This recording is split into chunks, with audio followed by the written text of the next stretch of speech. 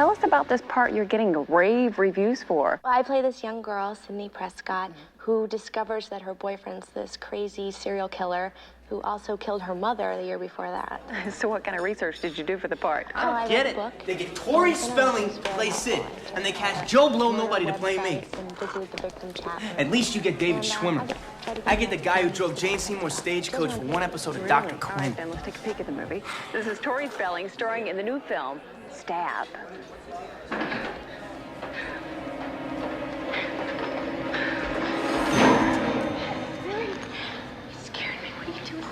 Let me go, Sid. I didn't do it. I'm innocent. I know. Please. Why won't you let me touch you? Look, I've been going through a lot lately, Billy. And my mom... Sid, I think you need to just deal with that and move on. I mean, when my mom left my dad, I accepted it. That's the way the cookie crumbles. Moms leave. Yeah, your mom left town. She's not buried in a cemetery somewhere. My mom's dead and she's never coming back. Ever. Stupid. Ooh, I love scary movies. I'll wait for video. Okay, let's get down to business. The way I see it, someone's out to make a sequel. You know, cash in on all the movie murder hoopla. So it's our job to observe the rules of the sequel. Number one, the body count is always bigger. Number two, the death scenes are always much more elaborate. More blood, more gore. Carnage, candy.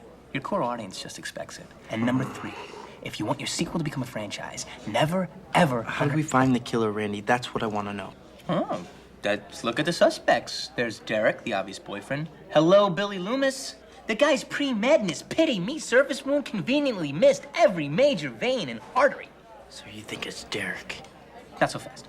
Let's assume the killer, or Urs, has a half a brain. He's not a Nick at Night rerun type of guy. He wants to break some new ground, right? Right. So forget the boyfriend. It's tired. Who else do we got? There's... Mickey, the freaky Tarantino film student. But if he's a suspect, so am I. So let's move on. Well, let's not move on. Maybe you are a suspect. Well, if I'm a suspect, you're a suspect. Do you have a point? Okay, let's move on to Hallie. Sid's roommate. Mm-hmm. Serial killers are typically white males. That's why it's perfect. It's sort of against the rules, but not really. Mrs. Voorhees was a terrific serial killer, and there's always room for Candyman's daughter. She's sweet. She's deadly. She's bad for your teeth. Come on, Randy. These kids are your friends. Who do you think's the killer? How about Gail Weathers? Gail? A killer? Why not?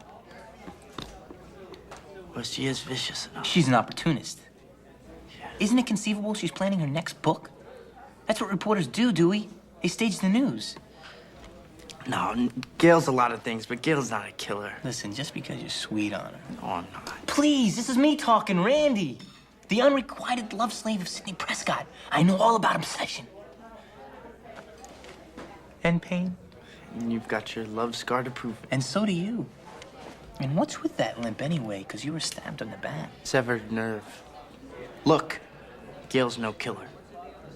Okay, whatever you say. But if she's not a killer, she's a target. Joel, let's get some establishing shots. Gail, can we talk for a sec? What is it? Look, I'm a little confused here. I mean, with your given track record, why would you want to be here when the killer strikes again? I mean, granted, I should have read your book before I took this job, but I'm reading it now, and woo, I read what happened to your last cameraman. The guy got gutted. Now me, I'm gonna do what any rational human being would do, which is get the fuck out of here. First of all, he wasn't gutted. I made that up. His throat was slashed. What do you... Gail, gutted, slashed, the guy ain't in the union no more. It's a job, Joel. And like every job, there's a few drawbacks. But you're a professional cameraman. You've got to act like one. Yeah, but I want to report the news. I don't want to be the news. Besides, brothers don't last long in situations like this. This is national television. Think about it. This is a big chance for you. The story is monumental. Don't you want to be a part of that? Come on. I need you. I cannot do this without you. Good. Come on. Let's get some work done. Yeah, let's go get killed.